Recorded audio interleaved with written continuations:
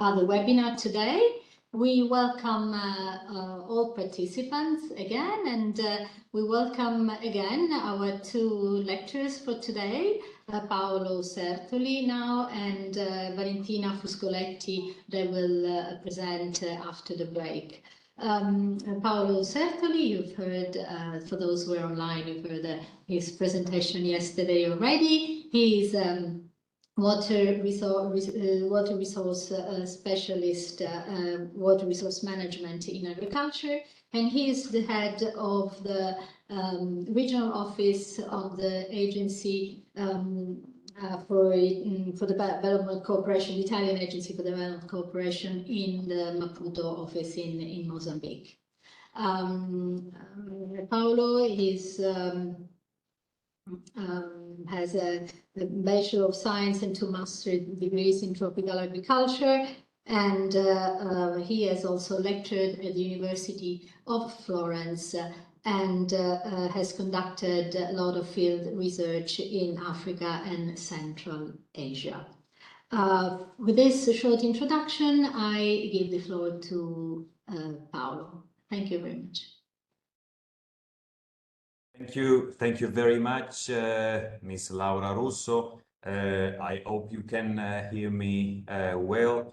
Let me start by thanking the organizers of this webinar, with particular reference to the Italian Ministry of Foreign Affairs and International Cooperation, FAO, with particular reference to the Forestry Division, and the University of Turin, for giving us the opportunity for sharing with you some information about the approach that as a development agency we do perform when we have to identify and formulate intervention dealing with the water sector, especially dealing with agriculture and the civil and urban uses of the resource. So yesterday we started with some general information. There is something that should be taken into consideration, especially at a policy level. So all the information that we share today are very much relevant when we do have to start identifying an intervention in this very domain. As per today, I will share with you some very practical information, mostly dealing with the use of the resource in agriculture. So we will be focusing especially on the use of water in the agriculture field. With this very brief introduction, I will share my presentation. Just a second.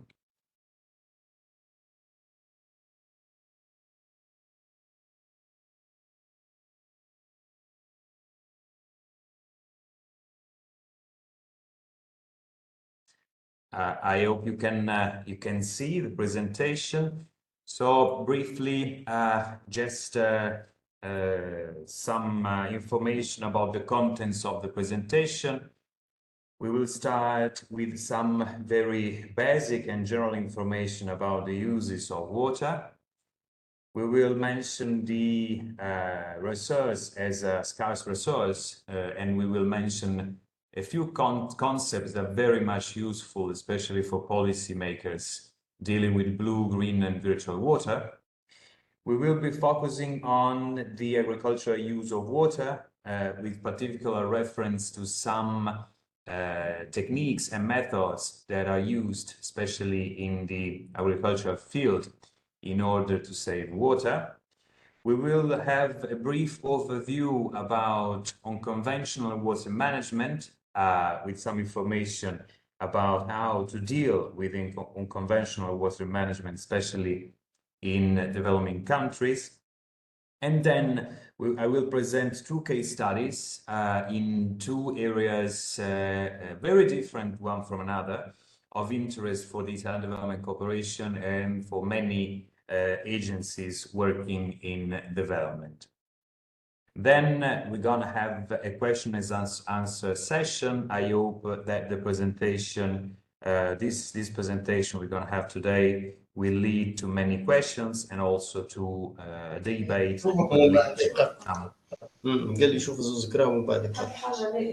Maybe there is somebody with the microphone. So I will start by mentioning that the world water consumption has increased a lot, especially in the last century. During this webinar, you already mentioned this very important topic, and this is something that should be, of course, taken into consideration. Water availability, from another side, has decreased especially in Africa and Asia along the last 50 years. Of course, as we were mentioning also today, I see an hand raised. Okay, sorry. Okay, sorry. I was just mentioning that as we were discussing yesterday. Of course, this resource is the most stringent constraint for human development in all these activities. I just wanted to summarize some of the causes that could lead to depletion of water in several contexts. So first of all, the uneven distribution. We yesterday within the presentation, we summarized the situation of which are the countries where especially renewable water resources are mostly concentrated. And of course, distribution of water is very important to be considered, especially in countries and areas that are characterized by arid and semi-arid climate according to for example, the Köppen climate classification. Of course, the effects of climate change, we all know, especially the one of us living in countries which are the more affected by the climate change, that this is something that we do have to deal with in our day-to-day work.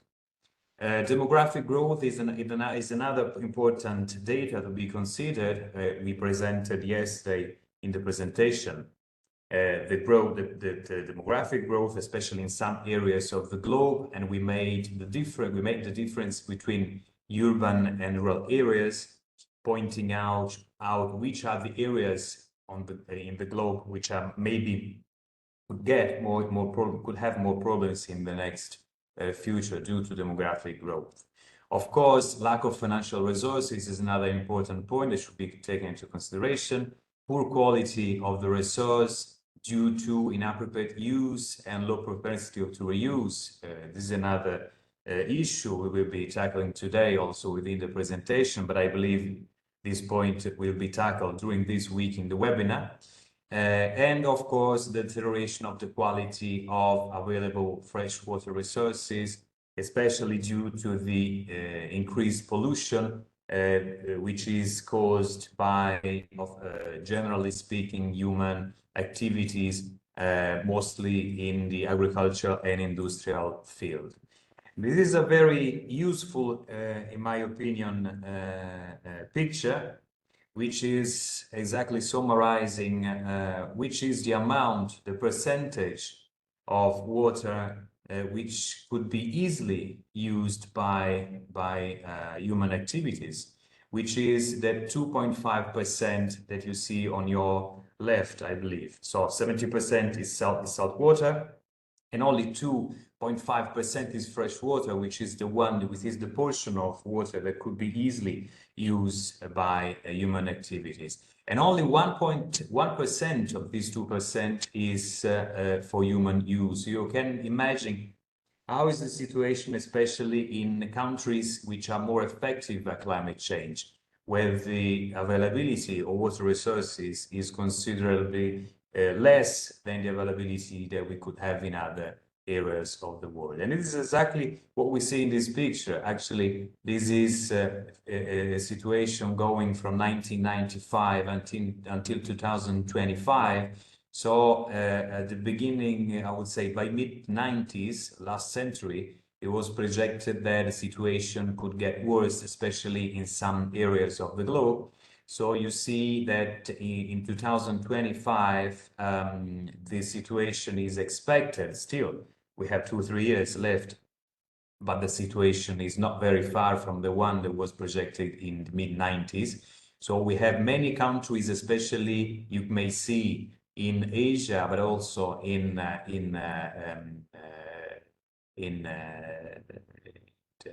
Saharan Africa and Middle East, where the scarcity of water could be a serious problem, especially for the agriculture industries and manufacturing industries in these very countries. So I came to another concept that is very important to take into consideration, especially I would rather say for policymakers, but also for technicians which are dealing with this issue, which is the concept of virtual water. This is something that could be very new in a sense or another, but it's something that has been studied a lot in the 90s.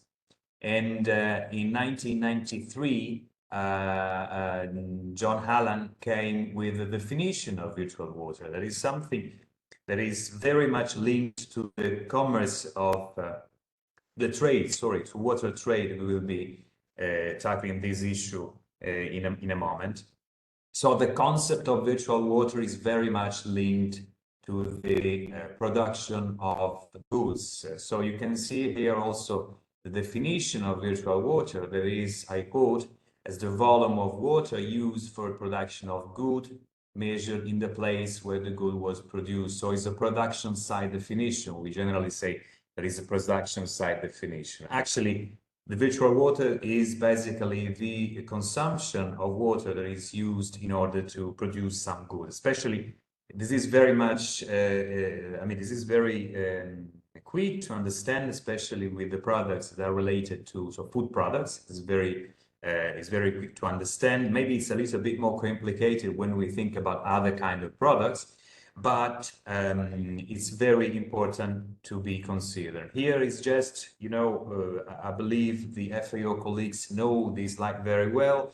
This is just showing the amount of water expressed in liters that are necessary to produce some goods. So we go from 35 liters for a cup of tea to 2,400 for an hamburger. Of course, this is just, an information that we share for giving an idea about the amount of water needed for the production of some goods. And this concept of virtual water is also very much linked with another concept that maybe is still more important. It's even more important, which is the concept of virtual water trade. So based on the concept of virtual water, we have a trade of products. So having trades of products in the international market, of course, we also have a virtual water trade. There are some countries, I will present in a second, a picture of a situation in Africa. There are, of course, some countries which export the most. There, of course, are countries that export more water than other countries. So just to let you know how's the situation in Africa right now, this is a very, I would say, interesting picture coming from a study conducted in 2013, considering the amount of goods that are used and exported from African countries. So you can see the situation, the picture is very clear. So we can see that South Africa is by far the larger exporter of goods, and so the larger exporter of water in Africa. And we see where these products, where this water is going. For example, in South Africa, you see very big arrows going to Zimbabwe, going to Botswana, and going to Mozambique, which are countries that are very close to South Africa. But you see also some other arrows, for example, the red one going from Algeria to Nigeria, that is very much interested because there are two countries that are not bordering the one to another. So it's very, in my opinion, very interesting to consider this concept also for developing trade strategies in between the countries in one continent, and moreover in one region of the globe. This is just for giving you an amount, so a data, and actually, as you see, from 2095 to 2099, the amount of water that have been exported in form of agricultural products. So we do focus only on agricultural product without considering other goods that are not agricultural based products. You can see the amount is almost 700 billion cubic meter of water per year.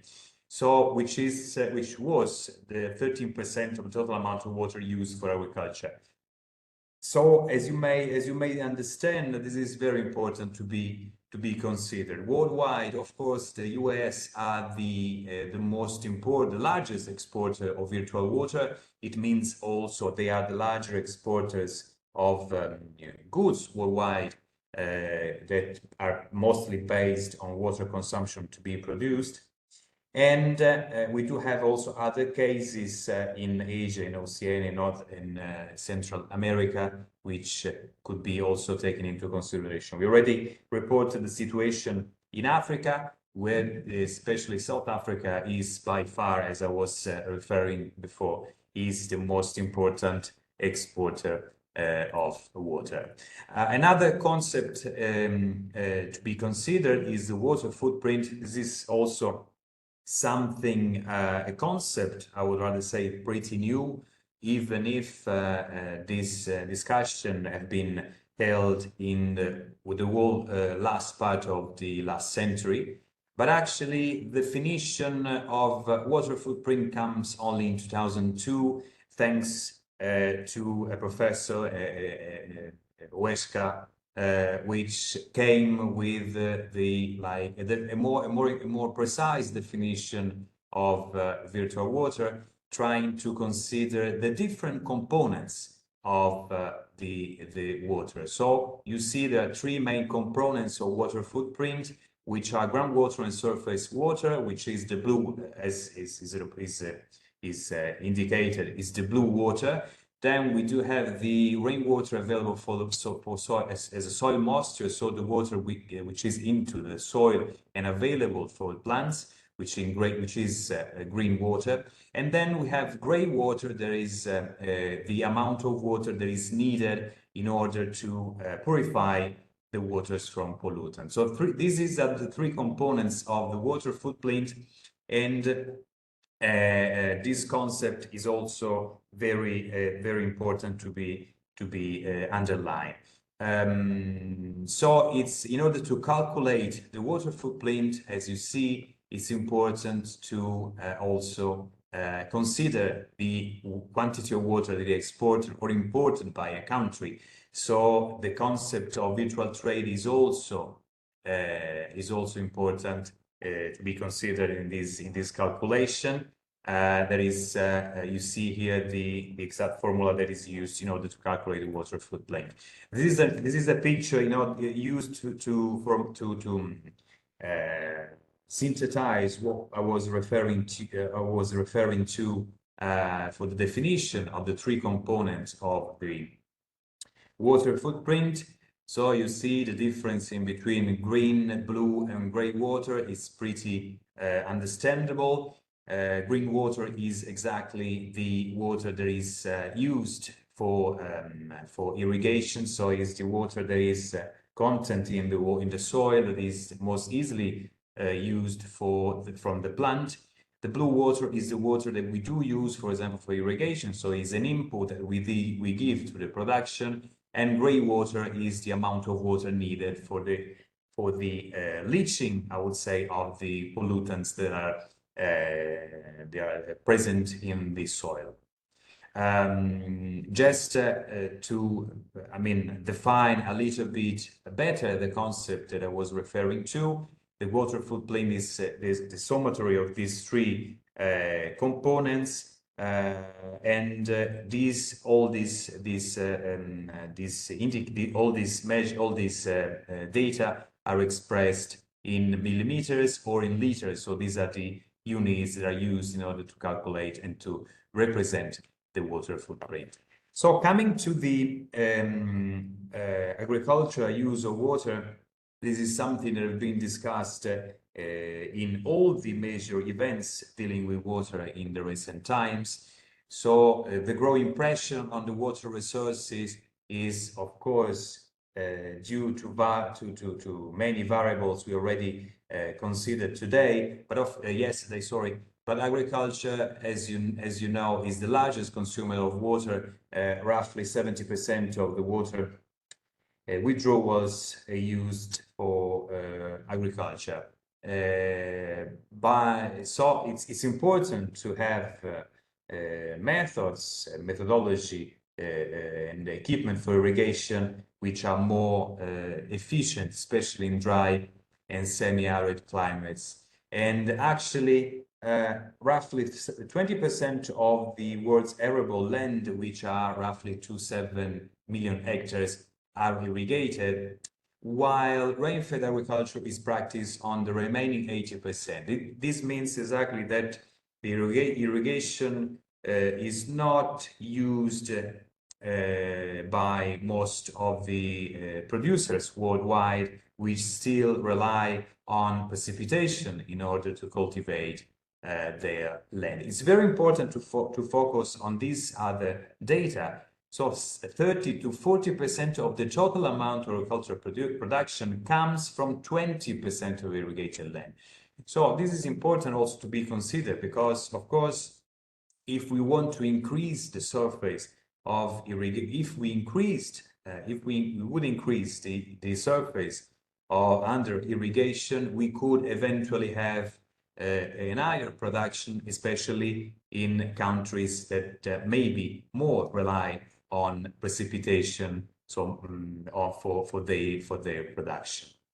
Of course, as per the future projection, the expansion of irrigation will be very higher, especially in Africa, in North Africa, in Asia, sorry, in North Africa, where still there are many industries and private companies which are promoting irrigation, especially drip irrigation in these countries, in order to boost the production of some crops. This is very important also. It's dealing with the withdrawals, water withdrawals by sector in different parts of the globe. So you have actually the three different sectors, I would say main sectors, so urban, industrial, and agricultural sector. You can see that worldwide, almost 70% of the withdrawals are for the agricultural sector, while for the industrial municipal sector, the amount of withdrawal is less. Of course, this is expected also to change in the next future, especially in some areas. And also, it's very interesting to consider that this data is very much linked to the areas. So, for example, in Africa, you see that the situation is even, the amount of withdrawal, water withdrawal agricultural sector are even higher than the ones we expect in other regions, as for example in Asia and Europe, where, for example, we have only 22% of withdrawal for the agricultural sector, while we do have, of course, more withdrawal for the industrial sector. And of course, when we do deal with the withdrawals, we also have to consider the amount of water that is needed for the different sectors. So this is very useful for policymakers in order to, again, to maybe have some strategies could cope with the increase of withdrawals in several sectors. This is just another representation of what I was mentioning to you before. This data is from Aquastat, which is a very useful tool for those willing to have data related to water. And you see here the situation exactly as I was presenting before. Maybe in this way it's a little bit more clear how is the situation in the different context, but roughly still the withdrawal in the agricultural sector are by far the more important. So given this situation, it's very useful and important to stress the importance of introducing techniques and methods that could, in a way or another, prevent the consumption, the excessive consumption of water, and in order to save resources especially again in areas characterized by arid and semi-arid countries. So I will now present some techniques which are very much used in agriculture in order to save water and maybe to maximize, hopefully, to maximize the production in the logic of more crop per drop, which is another lemma, so motto useful to be mentioned. Of course, it's very important to stress the fact that no technique is the one that could be adapted to all the context. So also in the having an approach, a need assessment approach, we always have to consider the situation which is on the ground before proposing a single strategy or a single techniques. Actually, irrigation has also been blamed a lot in the recent past for some problems that could cause to, especially to the environment.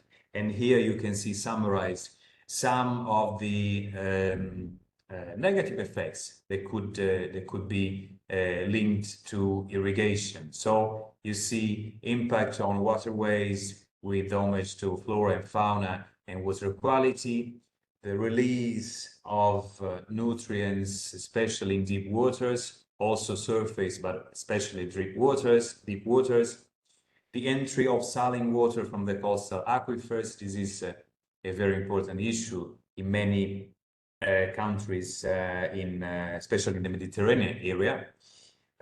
Lowering the groundwater level also is very important. Land subsidence and unavailability of the resource for other use. But of course, irrigation per se is not to be considered as the solution to all the problems. It should always to be considered at local level. So this is also useful to be mentioned. Also, some strategies are used within the agricultural domain in order to save water. I just tried to mention some of them, which are the ones maybe more familiar also to the participants of this webinar. So I mentioned dryland farming technique, which is useful to be mentioned because it's very much applicable to arid and semi-arid countries. So actually it takes into consideration evapotranspiration and reference evapotranspiration in order to consider which is the exact amount of water, so the dose that should be used and to be used for a single crop in order to prevent water stress. Another important strategy is the choice and management of crops. So the crops, especially annual crops, should be chosen in a way that they are already very prone to a certain climate. It means that so it should be taken into consideration also the crop coefficients that variety has, because as you may know, the crop coefficients, if multiplied by the reference evapotranspiration give the exact amount of water that is needed for the plant to grow. So the crops should be considered, should be chosen in a way that they are that the crops that have been chosen is suitable for that climate, that particular climate. And of course, irrigation and water balance. I was already mentioning the basic concept of irrigation, which are again reference evapotranspiration, crop coefficient, crop evapotranspiration, crop water requirements.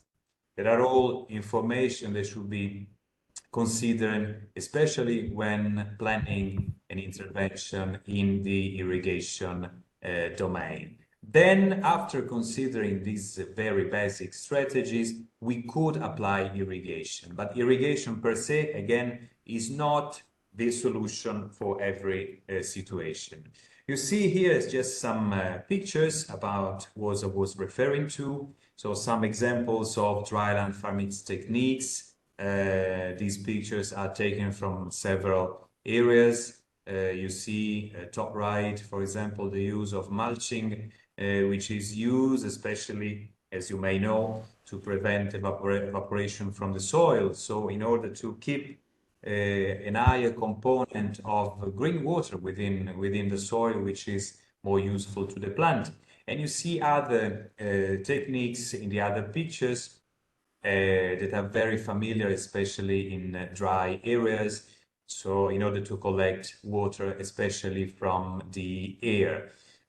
So the humidity is collected in the base of these ponds, so the plants would make advantage of the water. Other information to be shared with you is mostly dealing with irrigation. The irrigation method and the equipment that is linked to the irrigation method should be chosen in a way that is not compromising the environment and, of course, the local economy. Of course, when we do transfer equipment meaning also transfer technology, we have to take into consideration that the technology, when it's transferred to a new area, it should be adopted also by the local communities. So this is also another point to be stressed. I mentioned also the irrigation used for wastewater. So wastewater used for irrigation, which is a concept that is still very much analyzed by many experts worldwide. So how could we use wastewater and apply wastewater for irrigation purposes? This is something that is already in place, especially for perennial crops. So especially for fruit trees, for example. So already there are many examples of reuse of wastewater for fruit trees. Less examples are for annual crops, but still is something that should be tackled, will be tackled in the next future. And of course, water saving over the territory. So it's very important to prevent the loss of water. So to have, for example, a more efficient system for transporting water from one area to another. In order to prevent losses in the water distribution system. This is also something very important and to be considered because generally speaking, the losses for the distribution system, especially from the pumping station, for example, to the farms are still very relevant in many areas. So in order to prevent water losses, it's important to maybe renew water systems in order to prevent these losses. This is just some pictures about the three main irrigation methods, which I believe all of you are very familiar with.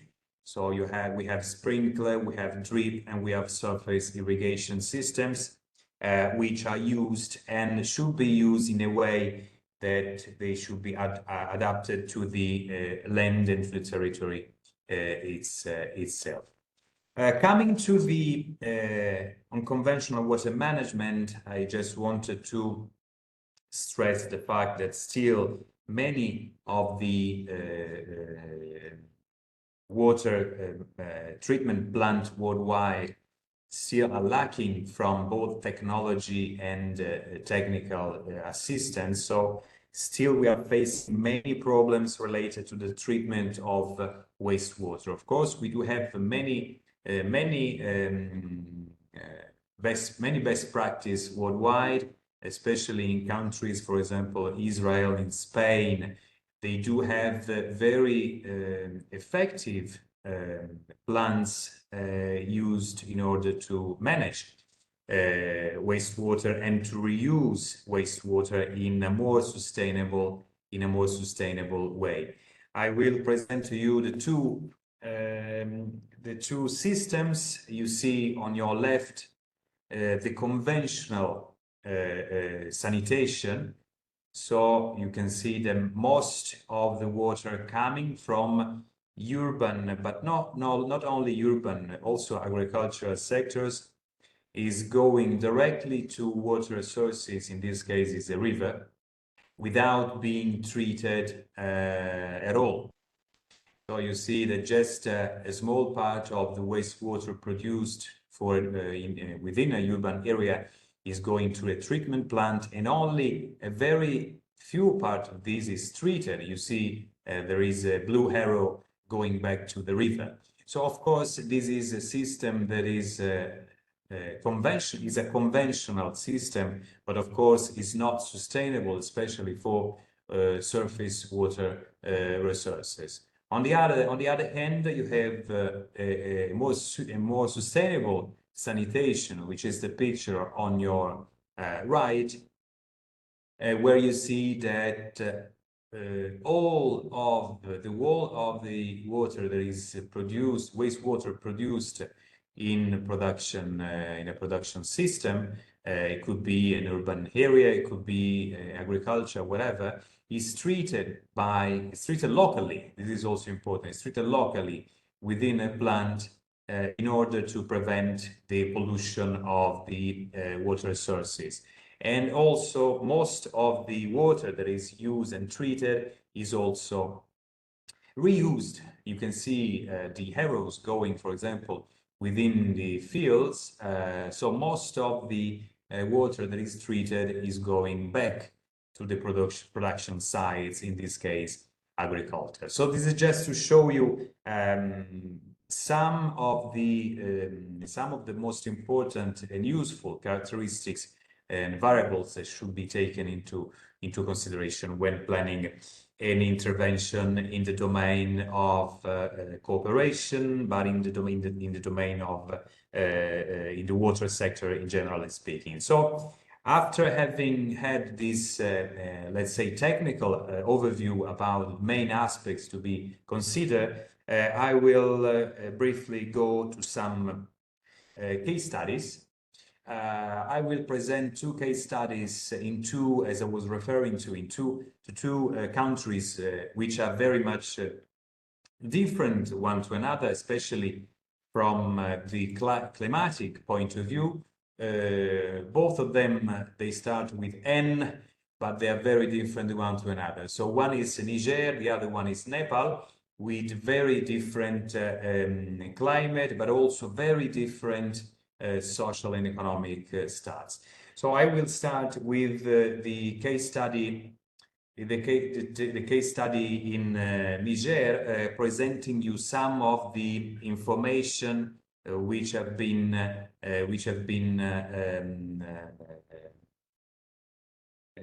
extracted by publication both from the World Bank and UNDP, especially related to some information related to the Human Development Index you see on the top right.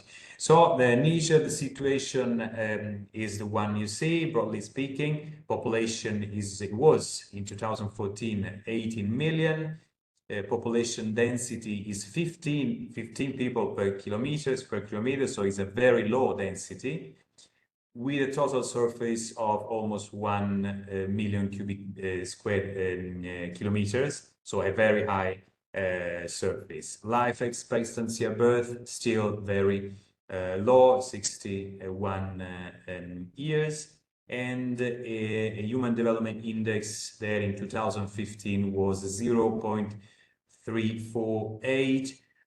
With a ranking of position in the rank, it was 188. So the position is quite low. Having this information in mind, especially for policymakers, is important to consider also the technical dimension of the country. Of course, according to the climate classification, Niger has two climates, which are both arid and semi-arid, dry arid and dry semi-arid. And you see here the main characteristics of these two climates. The cultivated land is very low because, especially in some areas, there is a strong lack of organic matter and especially micro elements and phosphorus in particular, which is very lacking in most of the soils that are characterizing the country. And of course, these characteristics are affecting the fertility of the soils, which are very acid. So only a few crops could be could be cultivated in this very soil. Of course, soil that are mostly sandy, so also the retention capacity is very poor in these soils. You see here is an important data to be mentioned, that only 20% of the soils are slightly clayey, so it means that are the soil that are more prone to agriculture production.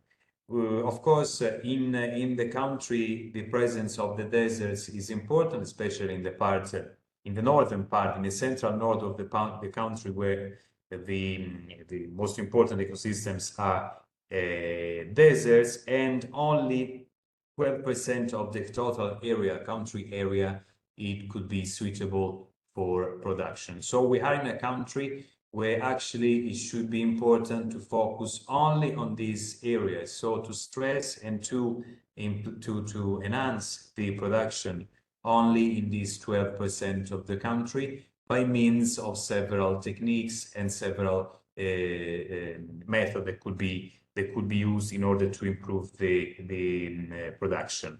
As per the irrigated land is estimated to be, as you see, 200,000 hectares. Half of this surface is in the Niger River Valley. As you may know, the Niger River is the main river in Niger. So it's the one on which all the producers rely in order to guarantee agricultural production. There are some, especially in the central north part of the country, some mountains of low altitude, of course, and there's also some massives in the plains of the northwest and some plateaus in the south. Plateaus from where we have many rivers, seasonal rivers coming down. So these seasonal rivers are also very important for the production. There are two seasons, a dry season going from October to May, and the rainy season going from June to September, even if, especially in the last decade, I would say, rains are very variable, both in space and times. So this is something that should be considered. As per water resources, Niger has some important underground, especially, and surface water resources, but I would stress especially the underground water resources. I was mentioning some seasonal rivers and aquifers, which especially during at the end of the rainy season, they are used by the producers. In this very context, of course, when we talk about access to the resource, the difficulty is more physical, but also economic. Is economically difficult to access to the resource. Physically speaking, because of course the resource is not present on the territory, so we should put in place some methods and techniques in order to allow the producers to have water also in the dry season, but also economic, because the producers have no means in order, financial means in order to acquire, for example, some techniques I'm referring to, for example, water pumps, they could enable them in order to produce and to have water also in the dry season. So summarizing, in this context, all the the development agencies should more focus on both economic and physical access to the resource in order to prevent a situation of water scarcity. On the other side, I will present the situation in Nepal, which has, as you know, a very different climate from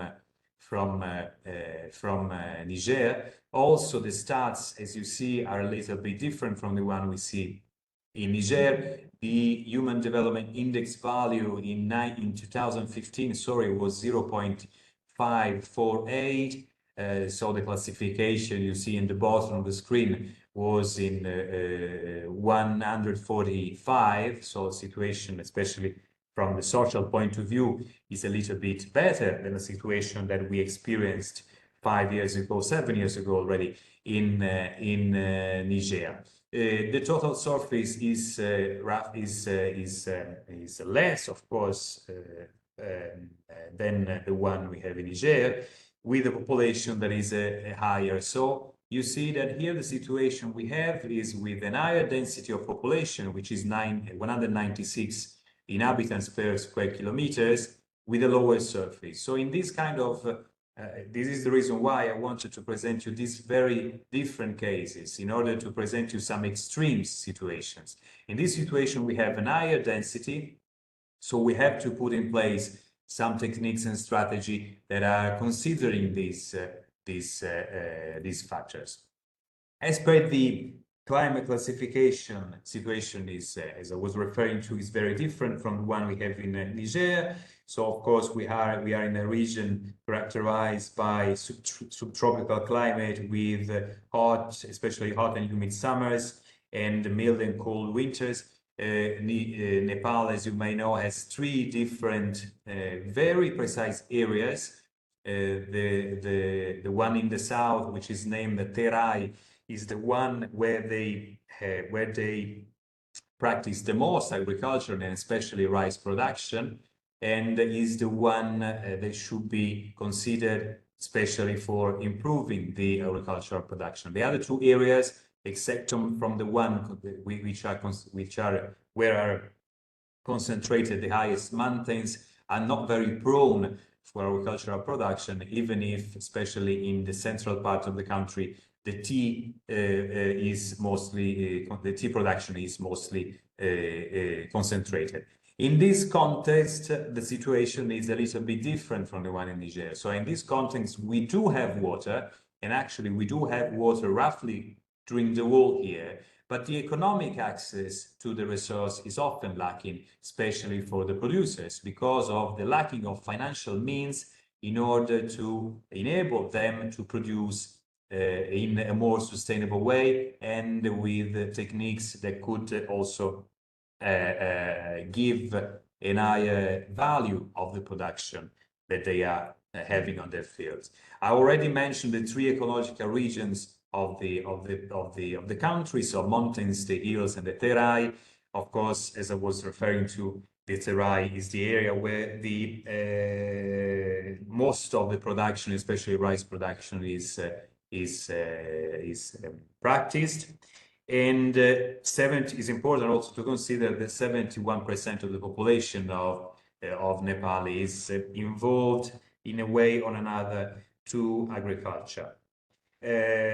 Also important to consider that only 33% of the cultivated land is equipped with irrigation, So in the Terai, which is the region that is most prone to agriculture, only roughly 30% is equipped with the irrigation system. So again, in this context, we have an economic the economic access to water is lacking because people, they do not have financial means in order to, for example, apply some irrigation techniques which are more advanced than others, in order to have maybe production, off-season production, maybe in the very short dry season that they are experiencing.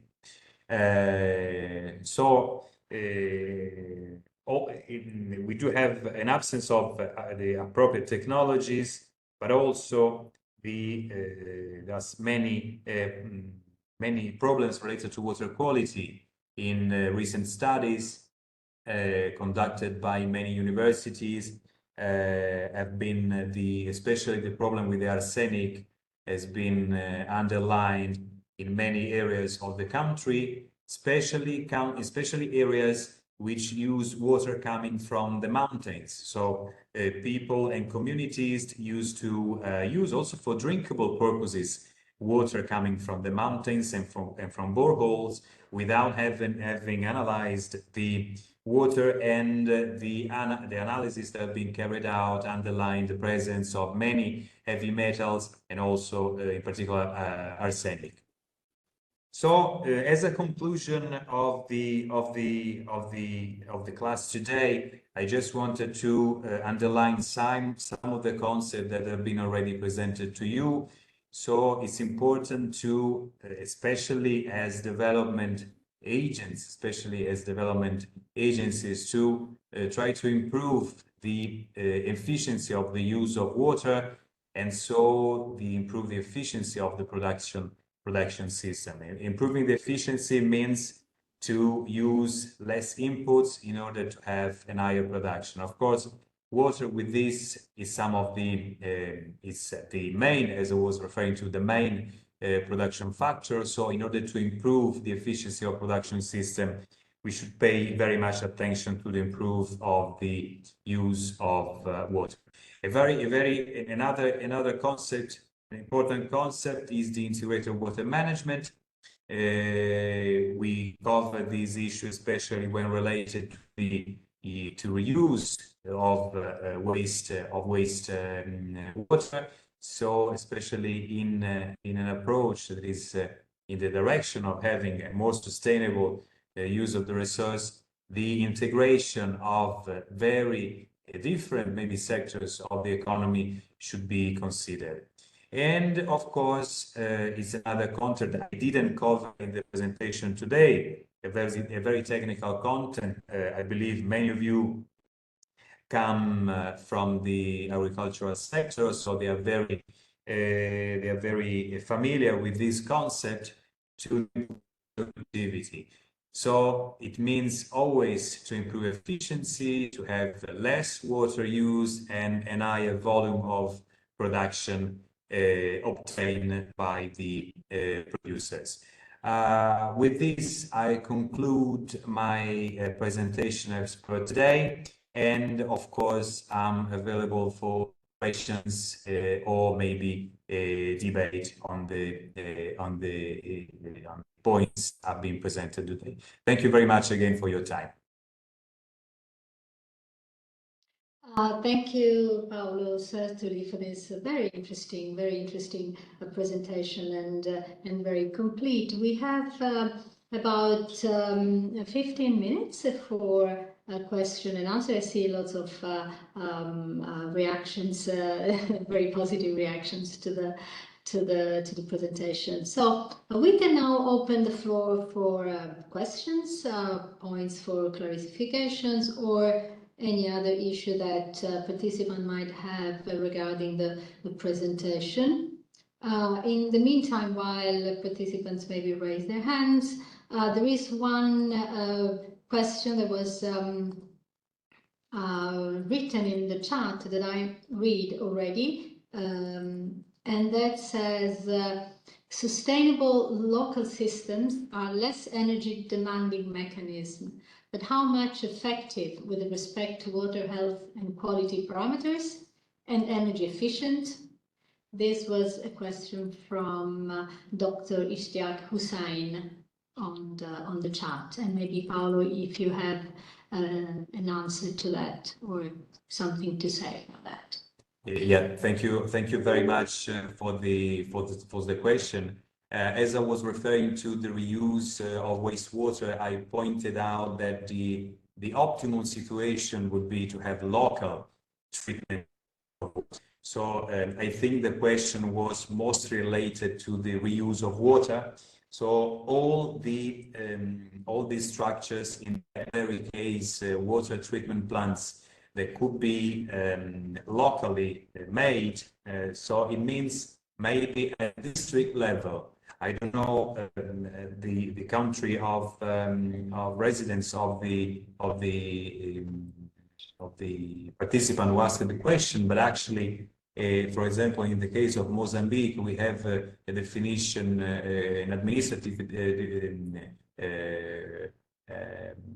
structure which is going from the provinces until the district. So I would say that in a way or another, if you could be able to have a treatment plant in that case, at district level, they could they could treat water at district level and then to reuse the water at district level, it could be the perfect solution. Also in terms of energy consumption, you named energy consumption. In order to run a treatment plant, of course, you need a lot of energy consumption, even if the treatment plant is not the more technologically advanced, but of course you need an amount of energy in order to run the plant. So if you imagine to have a district plant, a district level, so collecting the water from the district, of course, the electricity that you would need for the plant, it would be much less than the one that you would be needed for a bigger plant. So I don't know if I answered correctly to your question, but it's always better to consider local-made solutions, both in terms of agricultural use of the resources, both in terms of civil use and wash use of the resources. Thank you.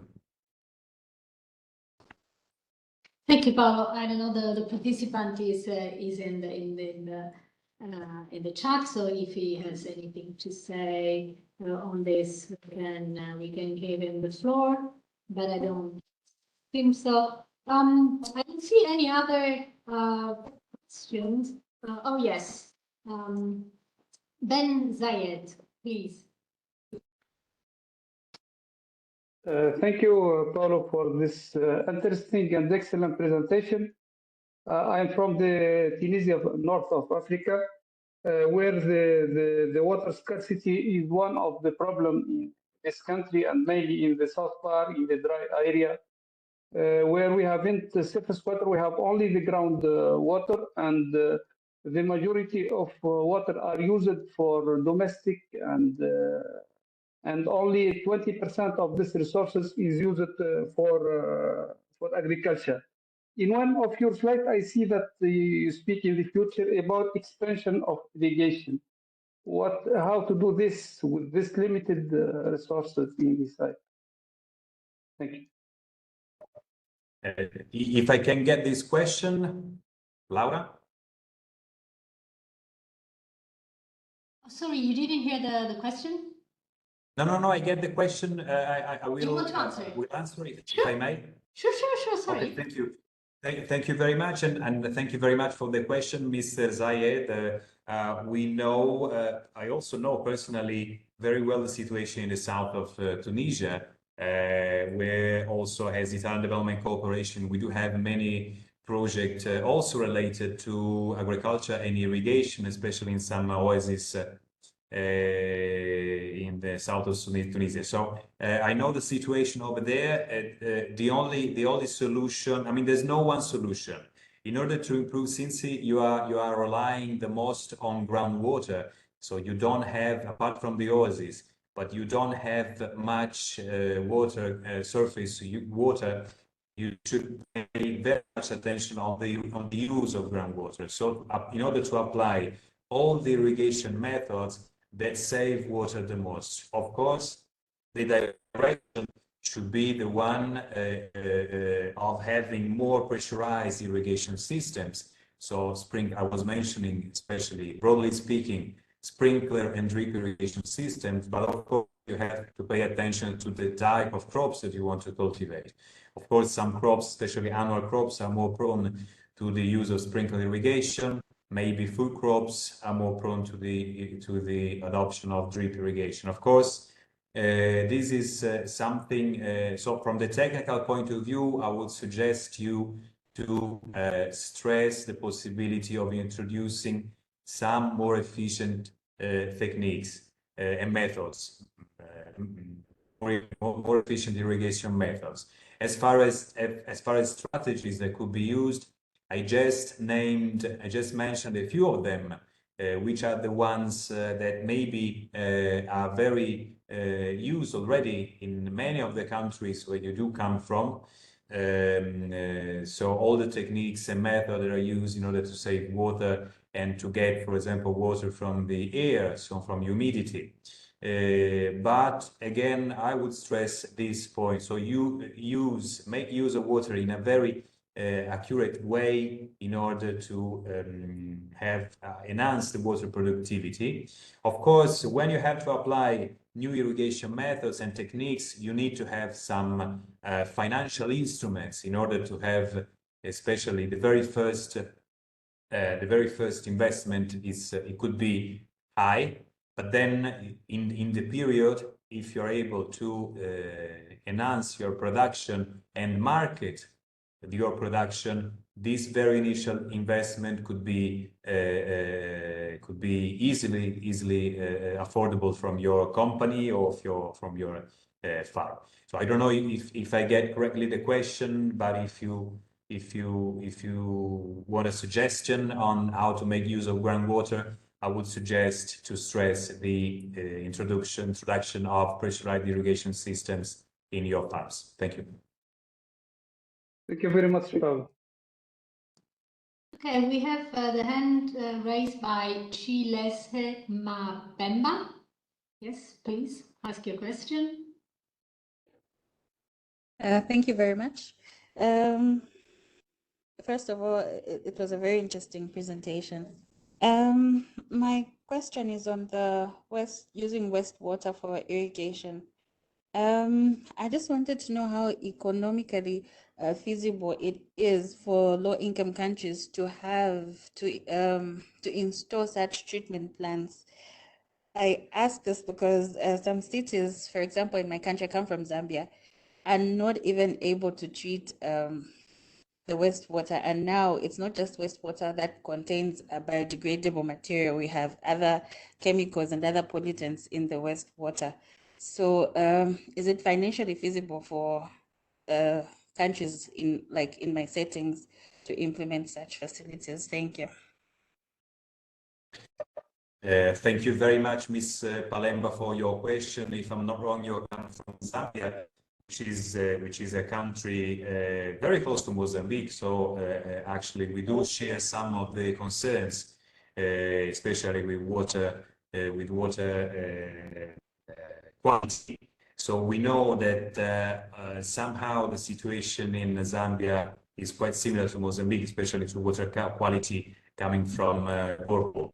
But having said that, I think that your question is very difficult to answer because it depends on the surface you want to cover. It depends on the quantity of water you have to treat, and moreover the quantity. I mean the standard you want to achieve. You mentioned some of the most important quality standards that could be ensured to water in order to be applied to irrigation. Of course, it depends a lot on the crops that you want to where you want to apply your water, because wastewater coming, for example, from a house or from domestic production is already in many areas reused for irrigation, especially for perennial crops. The situation is very different also from perennial to annual crops. Referring to this is something already still ongoing. Many studies on this application of wastewater on annual crops. Of course, annual crops are more sensitive to use of wastewater. So apart from the content of nitrates and phosphorus, it's important to consider other contents. You mentioned some of them in the water content. In my opinion, all the techniques, all the methods, even I mentioned today, and maybe we are mentioning during this webinar, should be considered properly in the context to be adapted, because no solution is adapted to all the content, to all the context. So I could reply that is it suitable, but I could also reply it's not suitable according to the dimension of the plant, the discharge of water you want to treat, and moreover the standard that you want to apply to your crops. But of course we could eventually share some more information in the future. Thank you very much for your question. Okay, thank you. There is, I don't see any other hands, but there is one other point for clarification, which is written in the chat, and this is from Mr. Mohammed Amin Amami, and whether you could briefly at this point, because we have only a few minutes left, elaborate on the projects that you mentioned, the ones in southern Tunisia, their location and objective, very, very briefly, if you can just provide some information on those. Thank you. Yeah, thank you very much, Mr. Mohammed. Yes, we do have some project as Italian Development Corporation and Italian Agency for the Marine Cooperation South of Tunisia. I was referring to, especially dealing with agricultural production in the oasis. The objective is to try to differentiate the production, the dates production, which is one of the most important source of revenues in the area, and to have some horticultural production within the oasis. So as I believe Mr. Mohammed is aware, all that part of Tunisia is relying the most on dates production. And with this very project, we are trying to enhance the crop differentiation within the oasis. So introducing irrigation systems within the oasis in order to have some horticultural production. This is one of the projects we do have ongoing. I don't have many details, but I could eventually put you in contact with our regional office in Tunis, which is dealing with these interventions. So in any case, I'm fully available in order to get some more information on this point. Thank you. Excellent, excellent. So any other question? We are just very close to the time when we normally break and before the next session. So if there is no other burning quick question to ask Paolo, maybe we can just thank him again for the excellent presentation and for the excellent actually responses and his very good very availability to provide very comprehensive answers to the questions raised. So well, we take. Thank you very much. Yeah, thank you. We take now a break of about 10 minutes and we will resume at 4:20 chess time. Thank you. To welcome our next lecturer, that is Valentina Fuscoletti. Actually, we welcome her again because she already made an interesting presentation last week. Valentina is a researcher at the National Institute of Health in Italy, Istituto Superiore di Sanità. She works in the Environmental Health Department, specifically in the Water Quality and Health section. And she is also the coordinator of the National Working Group on Microplastics in Water for Human Consumption. and the National Global Analysis and Assessment of Sanitation and Drinking Water Working Group. And Valentina is a lecturer in national training courses and workshop on drinking water and health, and has authored national guidelines, including chemical analytical methods for drinking water, monitoring, and criteria for assessing and managing risks in the water supply chain. Valentina today has a presentation on desalinization and health risk. And so after this short introduction, the floor is yours, Valentina, please. Thank you, Laura, and good morning, everyone. First of all, I want to excuse me, but today I have some problem with my webcam, so I will keep it off during the presentation.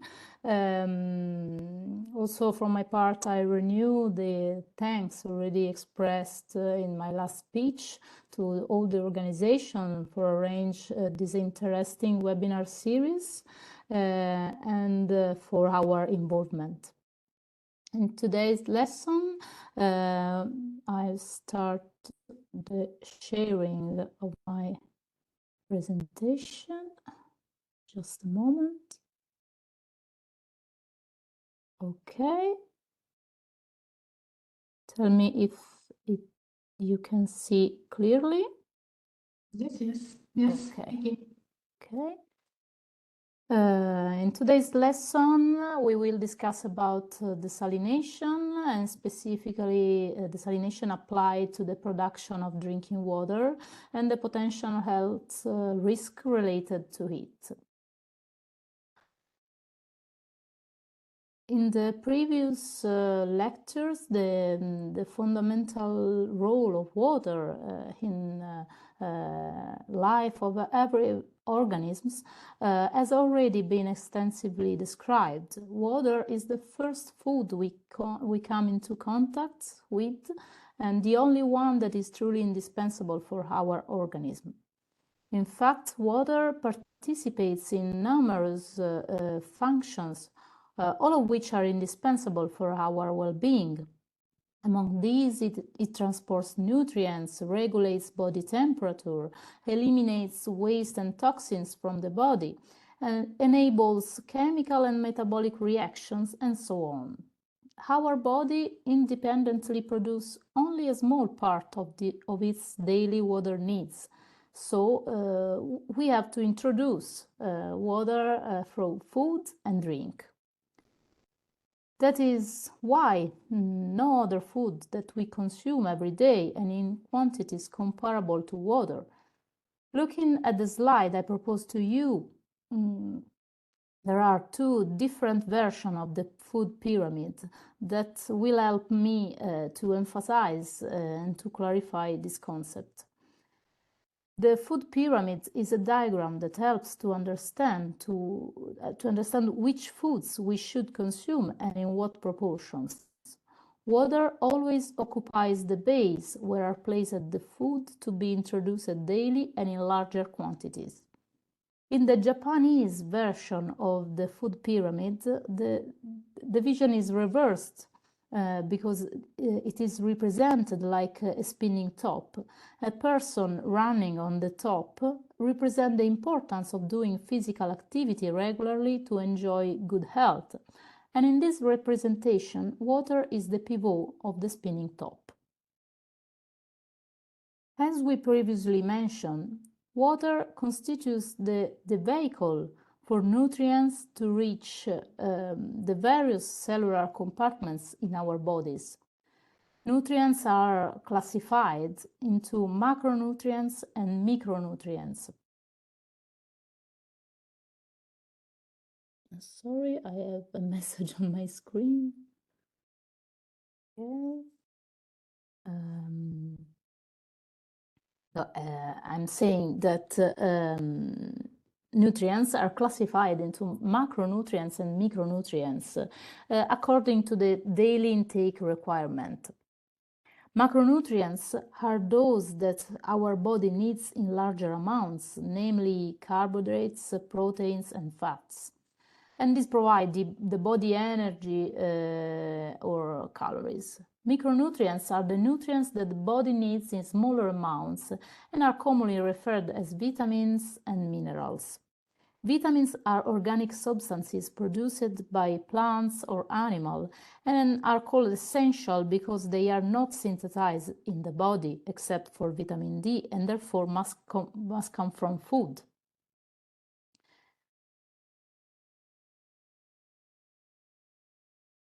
Minerals, indeed, are inorganic, non-energetic substances present in low quantities in food and in the human body. Despite their low presence in human body, minerals have important biological functions, constitutive and bioregulatory. They can be divided into two classes depending on their presence in the body and the amount needed daily. Macroelements are present in greater amounts and more than 100 mg for days is required. Microelements, commonly known as trace elements, on the other hand, are present in very limited amounts in the body and therefore less than 100 mg for days is needed. The activity of water in different metabolic pathways is associated in many cases with its role of supplier and or carrier of minerals. Living beings are unable to independently synthesize minerals, so they need to be assimilated from food and drinking water. In general, drinking water is not the main source of these essential elements, intervening for an estimated from 1 to 20% of total needs, depending on the element. Despite this, minerals are found in drinking water as free ions, usually more readily assimilable by the human body than bounded to complex molecules as seen in food. Moreover, the contribution of minerals in drinking water can be important or even essential in some circumstances. Climatic conditions associated, for example, with high fluid excretion or particularly dietary regimens or physiological conditions may result in deficiencies of one or more elements, and therefore even the small intake associated with drinking water ingestion can play a relevant protective role. In general, the needs for water and essential minerals during childhood are considerably higher than adult requirements.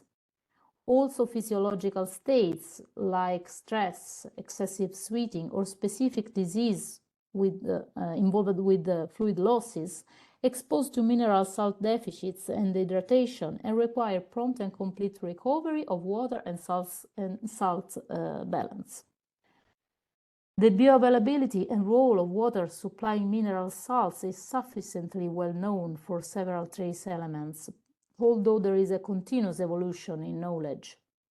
The table in this and in the next slide provide a non-exhaustive summary of the different minerals potentially present in water, some biological function associated with them, the main sources of them, and the main consequences associated with their deficiency.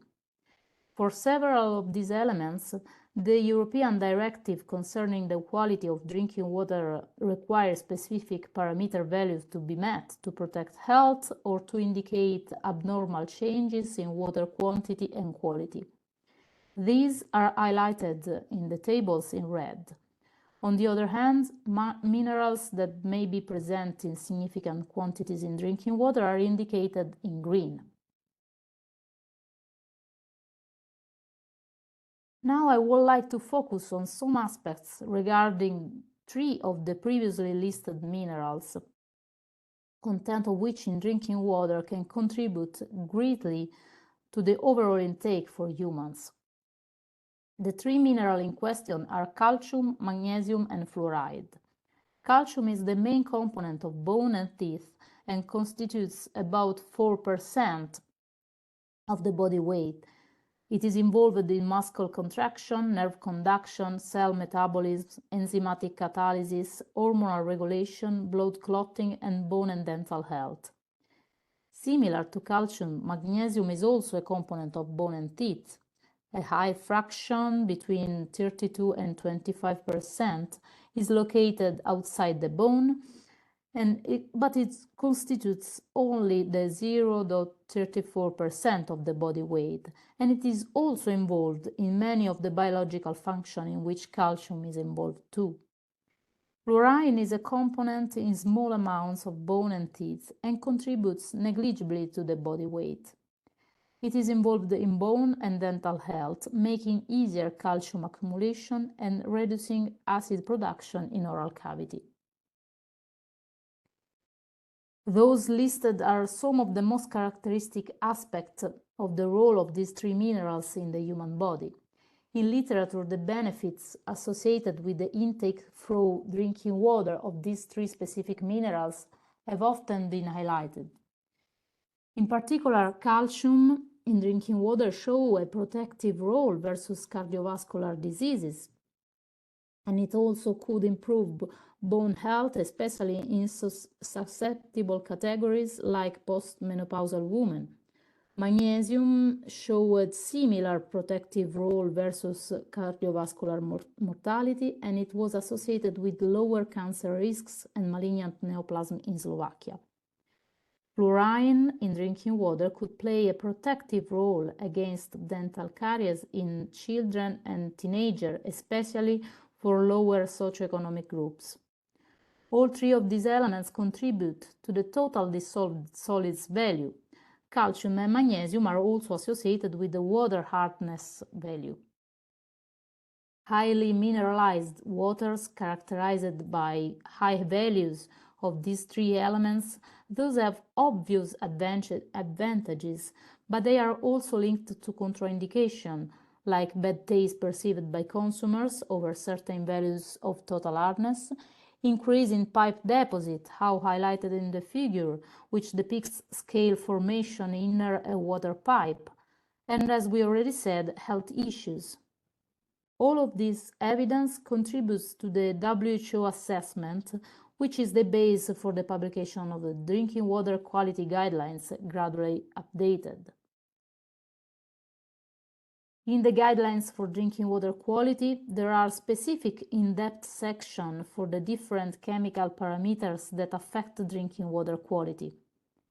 Calcium and magnesium are, as mentioned earlier, contribute substantially to hardness, for which no health-based guideline value is proposed. Nevertheless, total hardness can strongly influence the acceptability of water to consumer. In the WHO guidelines, it is underlined that where drinking water supplies are supplemented with or replaced by the mineralized water that requires conditioning, consideration should be given to adding calcium and magnesium salts to achieve concentrations similar to those that the population received from the original supply. Regarding fluoride in the form of fluorine in the form of fluoride, the guideline value set by WHO for drinking water is 1.5 microgram per liters. Total daily fluoride exposure can vary markedly from one region to another. This will depend on the concentration of fluoride in drinking water and the amount drunk, but also levels in foodstuff and the use of fluoridated dental preparations. In addition, fluoride exposure in some areas is considerably higher as a consequence of practices including the consumption of brick tea and the cooking and drying of food with high fluoride coal. So in setting national standards or local guidelines for fluoride, or in evaluating the possible health consequences of exposure to fluoride, it is essential to consider the average daily intake of water by the population of interest and the intake of fluoride from other sources. Where the intake are likely to approach or be greater than 6 mg per day, it would be appropriate to consider setting a standard or local guideline at a concentration lower than 1.5 microgram per liter. In the last European directive concerning the water quality, there is no a direct reference to calcium or magnesium minimum level or to total hardness minimum levels. A reference is present in Annex 1 Part B notes and in Annex 4 information to the public. The regulation of calcium and magnesium levels in drinking water has been left to the member states, as seen also before the last directive. However, the reminder of the need for safe water to contain a certain amount of natural minerals and essential elements is present in the recitals of the directive, recalling that the presence of certain amounts of this mineral, taking into consideration that long-term consumption of demineralized water or water very low in essential elements such as calcium and magnesium can compromise human health. For this reason, it is also highlighted that the minimum concentration of such minerals in softened or demineralized water could be considered in accordance with local conditions. This aspect recurs in the section or indicator parameters, where it is specified that water should not be aggressive or corrosive, where water intended for human consumption is derived from treatment that significantly demineralize or soften waters, like demineralization, softening, membrane treatment, and reverse osmosis. Calcium and magnesium salts could be added to condition the water in or to reduce any possible negative health impact, as well as to reduce the corrosiveness or aggressivity of water and to improve taste. Minimum concentrations of calcium and magnesium or total dissolved solids in softened or demineralized water could be established taking into account the characteristics of water that enter those processes. The importance of calcium, magnesium, and total hardness regulation is reflected in the framework regulation by the European member states before the transposition of the new directive. 12 member states address calcium, magnesium, or total hardness in their national legally based regulation. 11 of these providing numerical limits expressing either minimum and or maximum always, and 6 countries including a recommended range of limits for total hardness. Few countries set a lower limit for calcium, magnesium, or total hardness. 9 countries consider total hardness or calcium and magnesium as indicators, as in the current directive, which means their limit values are of lower importance than chemical parameters like lead or arsenic. In addition, 6 other countries, UK included, regulate calcium, magnesium, or total hardness through guidelines or technical standards. The UK also issues an educational brochure for the public. 2 countries have no regulation or guidance, but published information on health importance of water hardness for general public. Only 8 countries no regulation, guidance, or the educational information about these minerals and about total hardness. We will now look in detail at how different countries, including those outside the European Union, have chosen to regulate the calcium and magnesium parameters and total hardness. The information reported for European countries reflect the regulation of these parameters before the introduction of Directive 2020/21 and 84. Only for Italy an update is available, reported on the basis of the changes introduced by the Legislative Decree 18, 20 and 23. The indicator parameters recommended specifically for waters undergoing softening or desalination treatments in Italy are for total hardness greater than or equal to 15 French degrees, calcium greater than or equal to 30 mg per liter, and magnesium greater than or equal to 10 mg per liter. Similar values are also mandatorily required by the Czech Republic. In Austria, There are upper limits for calcium and magnesium and lower or minimum limit of total hardness for water which has been softened or desalinated through chemical or technical processes. If limits values are not met, laboratory experts should evaluate if water is still safe or not. Hungary set a range for hardness, and it is required that the minimum concentration of this range, 50 micrograms per liters, is to be met in the bottled drinking water, new water sources, and softened and desalinated water. Belgium also regulates hardness law limits in case of artificial softening, but for calcium and magnesium set maximum values. More specific regulations are developed by Netherlands, Poland, and Slovakia. In Sweden, drinking water, calcium and magnesium content are assessed at the sampling point on the user's premises.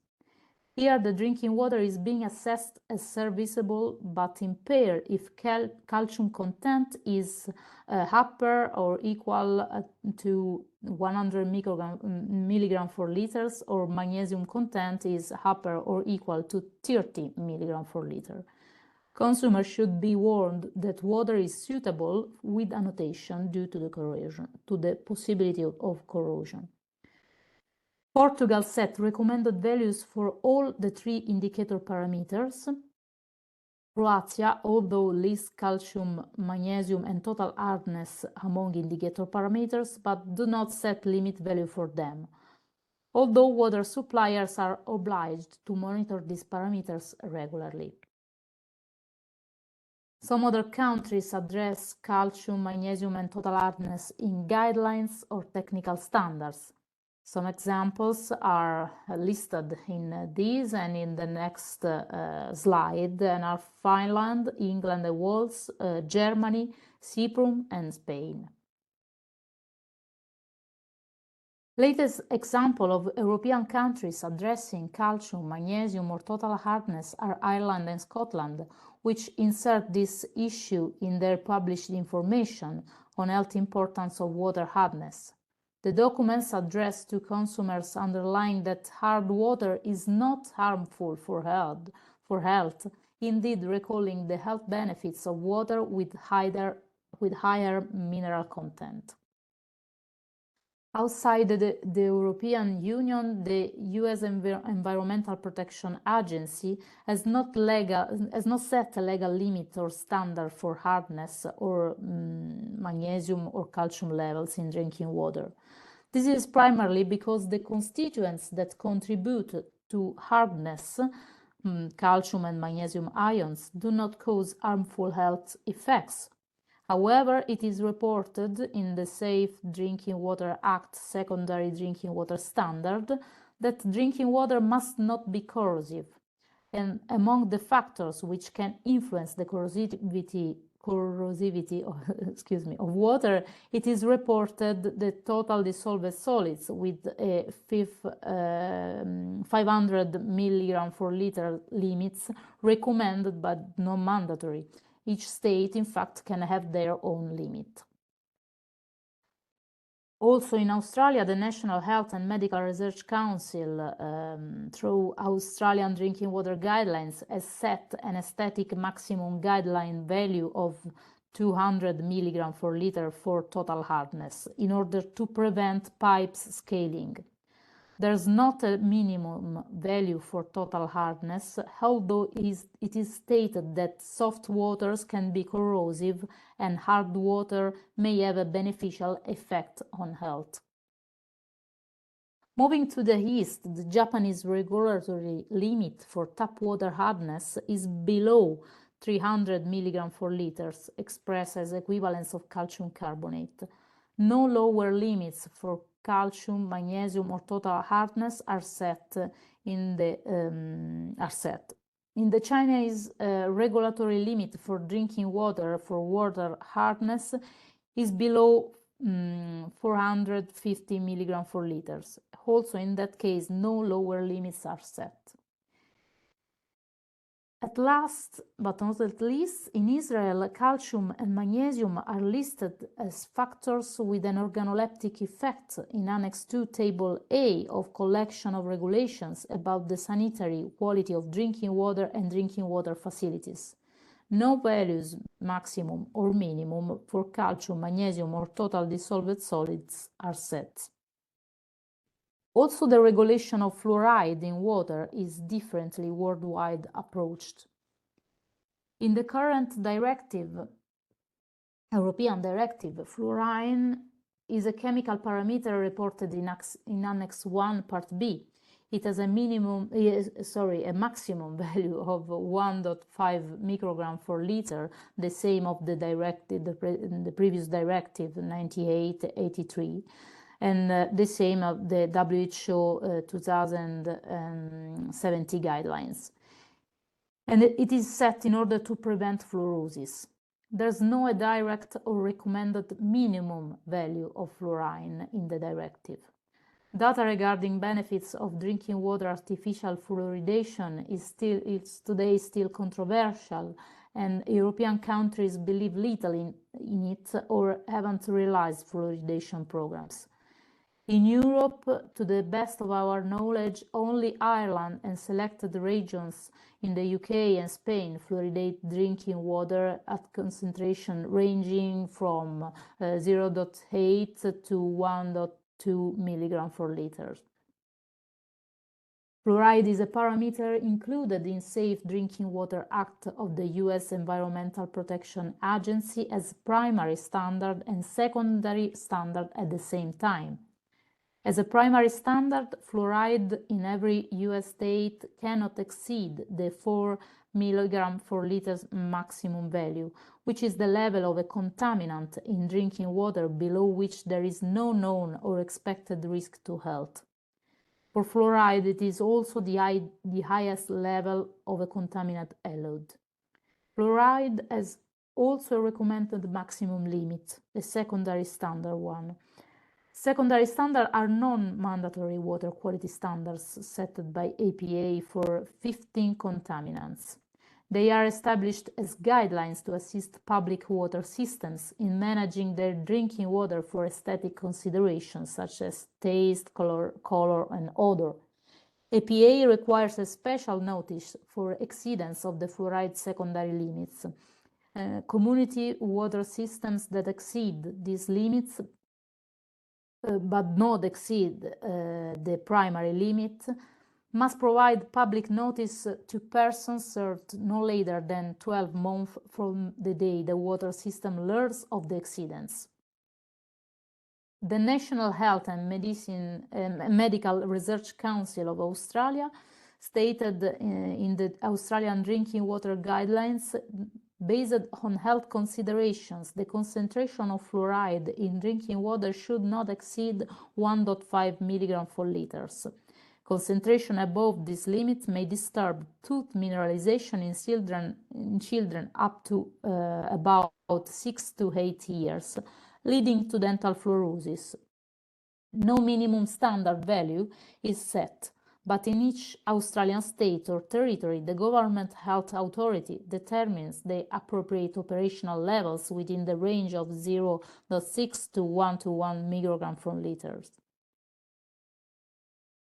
Also, China, Japan, and Israel set limits for fluoride. Japan, for example, has one of the lower acceptable limits of fluoride in drinking water, and no lower limit is set in Japan, and Japan discontinued fluoridation in 1972. We've seen that the involvement of calcium, magnesium, and fluoride for health. In the last part of my presentation, I want to focus on the use of desalination as a system for producing drinking water from saltwater sources such as seawater or brackish water. The use of this technology may contribute to adaptation to climate change in all those circumstances in which water scarcity problems may be exacerbated in the future. Desalination produces softened fresh water and a byproduct, the brine, a concentrated salt solution that must be disposed. Mineral concentration in water are measured through total dissolved solids and total hardness parameters. Also, conductivity is a key parameter related to dissolved ionic solutes in water. Desalination leads to a reduction of total dissolved solids, total hardness, and conductivity parameters of the original sea or brackish water in order to obtain fresh water. Water with a total dissolved solid concentration less than 1000 milligram per liter, also 3000 milligram per liter according to some authors, can be considered fresh water. In comparison to governmental standards, most desalination facilities are designed to achieve a total dissolved solid of 500 milligram per liter or less. There are almost 16,000 operational desalination plants with a total desalination capacity exceeding 35 billion cubic meters per year. Early desalination plants predominantly utilized thermal technologies located in oil-rich but water-scarce regions, especially in Middle East. Since 2000, both the number and capacity of reverse osmosis plants has risen exponentially, whilst thermal technologies have only experienced marginal increases. The current production of desalinated water from reverse osmosis stands for more than 65 million of cubic meter per day, accounting for 69% of the volume of desalinated water produced. As is obvious, almost half of the global desalination capacity is located in the Middle East and North Africa region, with Saudi Arabia and the United Arab Emirates and Kuwait being both the major producers in the region and globally. Desalination or desalting of water consists of a water treatment process, as we've seen, by which sea or brackish water is converted into potable water for supplying communities that have the most difficulty accessing fresh water. There are different methods for minimizing salinity levels in water, but reverse osmosis is the most extensive and advanced desalination system in the world, used over 60% of facilities worldwide. Other techniques consist in distillation, freezing, flash evaporation, and desalination process based on electrodialysis. In the reverse osmosis process, water from a pressurized saline solution is separated from the dissolved salts by flowing through a water-permeable membrane. The permeate is encouraged to flow through the membrane by the pressure differential created between the pressurized feed water and the product water, which is the near atmospheric pressure. The remaining feed water continues through the pressurized side of the reactor as brine. No heating or phase change take place. The major energy requirements is for the initial pressurization of the feed water. In practice, the feed water is pumped into a closed container against the membrane to pressurize it. As the product water passes through the membrane, the remaining feed water and brine solution becomes more and more concentrated. A reverse osmosis system consists of 4 major components depicted in this figure: pretreatment, pressurization, membrane separation, and post-treatment stabilization. WHO considers implication of desalination's use to make water drinkable. Clearly, the final product must comply with the drinking water standards. However, a total dissolved solid concentration about 1,200 milligrams per liter is a somewhat an arbitrary upper limit, because above those values, organoleptic properties, but also corrosion propensity can be adversely affected, and water is generally refused by consumer. Desalinated water used for other purposes, such as crop irrigation, may have a higher total dissolved solid concentration. Irrigation water standards often include also concentration limit for total dissolved solid, chloride, sodium, and boron. Desalination regulations for drinking water include specific standards, often calcium levels, only in few countries with an intense desalination activity, as we previously see for Israel regulation. In other countries, specific requirements for desalination are listed in drinking water regulations. Some countries have also total dissolved solids limits as indicators, but often they are not directly related to desalination activities. Our last directive, European directive, refers to desalination only in notes of Annex 1, Part B, speaking about boron, and in Part C, where it is stated a parametric value for boron of 2.4 milligram per liter shall be applied when desalinated water is the predominant water source of the supply system concerned or in regions where geological conditions could lead to high level of boron in groundwater. Also, water should not be aggressive or corrosive. This applies particularly to water undergoing treatment like demineralization, softening, membrane treatment, reverse osmosis. Where water intended for human consumption is derived from treatment that significantly demineralizes or softens water, calcium and magnesium salts could be added to condition the water in order to reduce any possible negative health impact, as well as to reduce the corrosiveness or aggressivity of water and to improve taste. Minimum concentrations of calcium and magnesium or total dissolved solids in softened or demineralized water could be established, taking into account the characteristic of water that enters those processes. In the directive, total dissolved solids values are not set as total hardness, and total dissolved solids is not an indicator parameter. However, conductivity is an indicator parameter with a limit established, corresponding in fresh water to about 1,200 parts per million of dissolved solids in accordance to WHO test rating. Member states have their own regulation about desalination for drinking water purposes related, as seen in previous section. If water is artificially softened or desalinated, minimum total hardness level is legally required in 4 countries, among them Belgium, Hungary, Italy and the Netherlands, with levels ranging from 0.9 to 1.5 millimoles per liter. Other countries require obligatory minimum level of calcium and magnesium in case of softening or desalination. It is also the case of Italy, actually. Brackish groundwater desalination in the United States initially started in 1952. The first seawater desalination plant was launched in the 1960s at the Guantanamo Bay Naval Base in Cuba.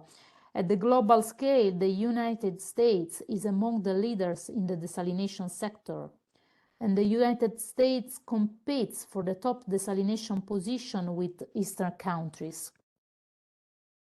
A few states have regulation and or permitting requirements that relate to desalination, not for standard chemical parameters, but only for brine discharge. The US Environmental Protection Agency, as seen in calcium and magnesium regulation, has set a recommended value for total dissolved solids. However, this is a secondary standard, and this value is not enforceable, so every US state could have different their own disposition. In the book Competition for Water Resources, Experiences and Management Approach in the US and Europe addresses the escalation of global issues regarding water scarcity and the necessary cost-effective strategies that must be put in place in order to deal with escalating water crisis. The book evaluates use and competition for water resources in the US and Europe, emphasizing the problems and challenges of dealing with trade-offs in water. With regard to desalination, the author reports an interesting summary table in which strengths and weaknesses, opportunities and dangers are highlighted with regard to its application in the United States. Many of the considerations can clearly be extended to other industrialized countries. Israel's drinking water is unique. There is a high proportion of desalinated water in the distribution system. Desalinated water has been used to supplement severely limited natural resources and to help cope with consecutive drought years. Regarding total dissolved solids, it is enlisted in Annex 2, Table A of Collection of Regulation, as we have said, as we have seen, as factor with an organoleptic effect in. No value, maximum or minimum for calcium, magnesium, or total dissolved solids are set. But where raw water is treated by desalination, it should be monitored at sampling point for stabilization values. The required stabilization values include pH level, dissolved calcium level, alkalinity level, calcium carbonate precipitation potential, and a positive Langlier saturation index. In 2016, the Ministry of Health in Israel published less stringent requirements regarding level of calcium carbonate. While there is a requirement to add calcium to desalinated water, to date there is no requirement to also add magnesium. As we know, desalination lowers the amount of calcium, magnesium, also fluoride in treated water, so health impact of desalinated water for drinking purposes was studied. I report some articles where the authors tested where there was a change in incidence of specific negative health outcomes like ischemic heart disease, following the introduction of desalinated water supply in a population-based ecology study in Israel, for example. They found that the risk for ischemic heart disease increased during the study period, and the risk for other pathologies like diabetes mellitus and colorectal cancer incidence were unchanged. The higher risk for ischemic heart disease has practical public health implication and raised the need to add magnesium to drinking desalinated drinking water. Other studies address the relation between consume of desalinated seawater as drinking water and the hypomagnesemia and adverse cardiovascular effects. In general, there is a need for further research on the impact of desalination on the intake of magnesium, iodine, fluoride, and other minerals, and the potential impact of decreased mineral intake on public health. Production of desalinated water in Italy today is only the 0.1% of fresh water withdrawal. The development of desalinators is limited to small, medium-sized plants in Sicily, Tuscany, and Lazio.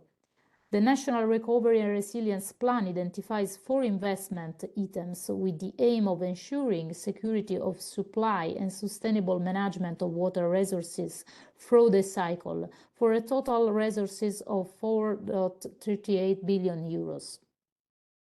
In Italy, Desalination is actually regulated by the DRAW decree, the decree number 39 of 14 April 2023, which modified the so-called Save Sea law, amending the regulation of desalination plants. It limits submission to environmental impact assessment for only plants with a capacity of 200 liters per second or more, and regulates discharge of wastewater brine from desalination processes. At the moment, another regulation is under development, a decree by the Ministry of Environment, Energy and Energy Security and by Ministry of Health, aimed at determining the guideline criteria on the analysis of environmental risks related to desalination plants, and also the guideline criteria on the analysis of health risks related to desalination plants. The decree will not apply to desalination plants installed on ship. I want to thank you all for your attention, and I wait for your question.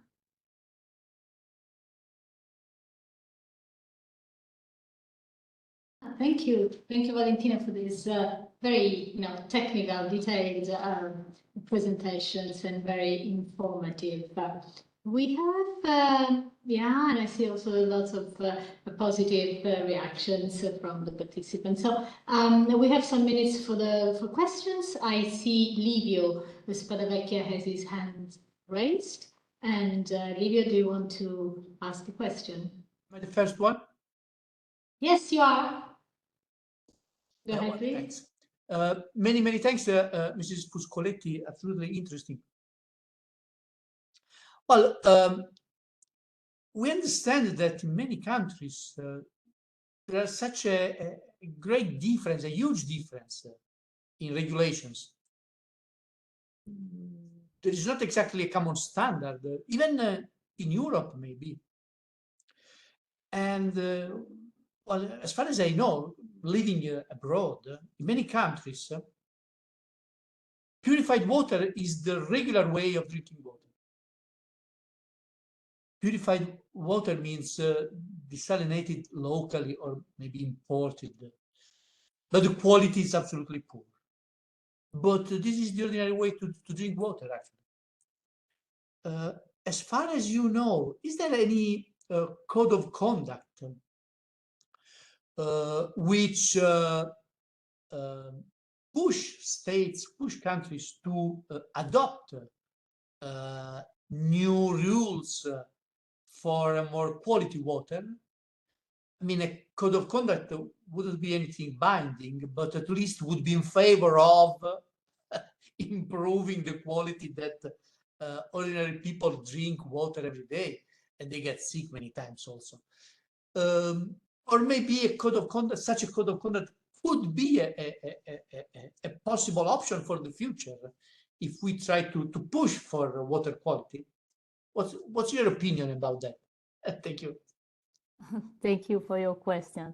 But I think that the code of conduct is stated by the WHO guidelines for water quality, and the necessity to improve the quality of drinking water is regularly updated in these guidelines, and maybe now, as we see in my last presentation, the near future is in Italy, but also in the other European countries, but also worldwide, is the development and the application of the water safety plan approach that guarantee the safeness of water for drinking, also for desalinated water, and the aim of the decree under development about which I speak in my last slide is to set the criteria to assess the risk, but also is a way to regulate this sector that in Italy is not so so used, probably because of the historical richness of water, and we don't need to use desalinated water. But the perspective of climate changes and of water scarcity bring also us to this focus. Thank you. Thank you. We take another question. Domenico De Martins, please. Good evening. Sorry, I moved from the computer to the telephone, so I have I hope you can hear me because the connection might be different. Yes, So yes, we can hear you. I think there's a cultural bias. First of all, Valentina, congratulations for the lesson. This was a real lesson, really informative. I think there is a bias, cultural bias about for the consumer in the perception of water. I remember when I was in the States, they were promoting super pure water, distilled water for drinking. That is a little bit the opposite of, for example, what could be expected for Italian consumers. So I think the different legislations, the different rules, they reflect a little bit the cultural difference that you may have in different parts of the world. My question instead is about the effect on health of purified water that you mentioned in a perspective of more use of the purified water in mega cities. That could be everywhere in the world, in Africa, in Americas, etc. That would foresee an increase of chronic diseases. Would you, I mean, as a health institute, would you foresee this as a counter effect, as a negative effect of increasing the use of purified water? Okay, thank you for your interesting question. I think that the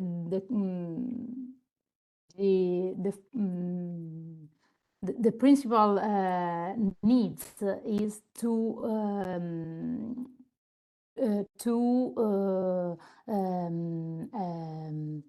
improve the knowledge about the health effect, because now we have some evidences, but with the correct solutions, as we've seen, to add calcium or magnesium, but not only, we can guarantee the safeness of water, but the importance for me is to continue to investigate and to give, as you said, to the consumer the correct vision, the correct view of the safeness of drinking water, or water that are bring to their houses, I think. Thank you very much. You're welcome.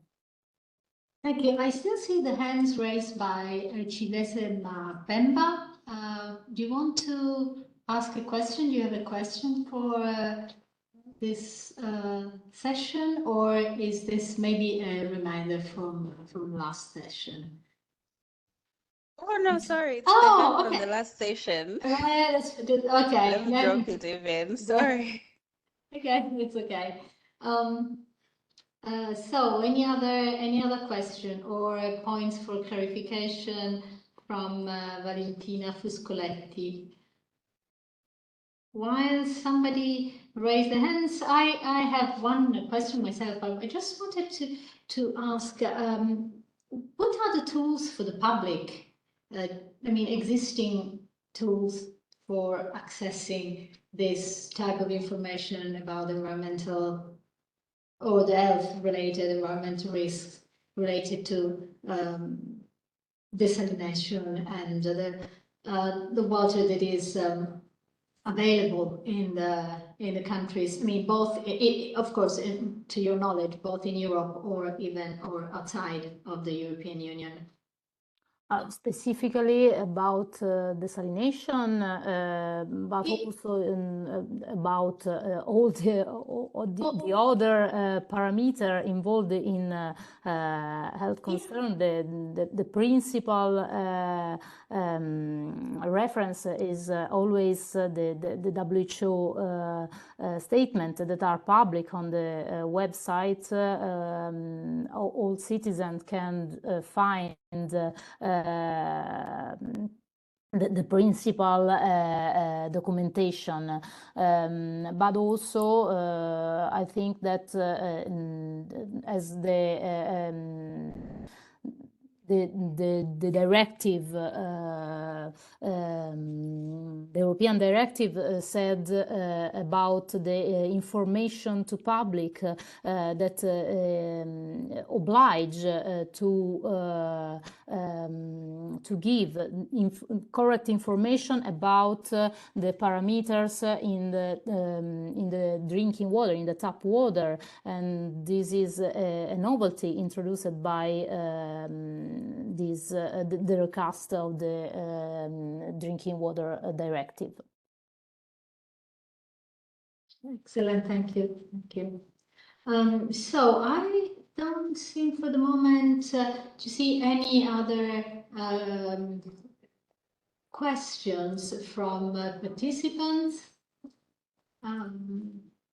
We are almost anyway close to the end, but if anyone has some last minute need for clarification, or even a comment from their country's point of view or any other, please don't be shy and share any idea or any reflection you might have on this.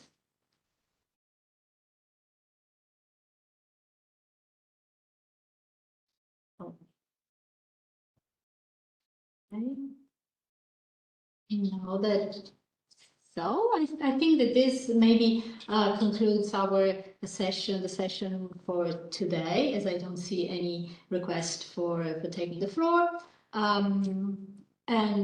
So we want to thank again warmly Valentina Fuscoletti for this excellent presentation, and Paolo Settoli for his presentation before, and all the participants for raising interesting question, making this lively.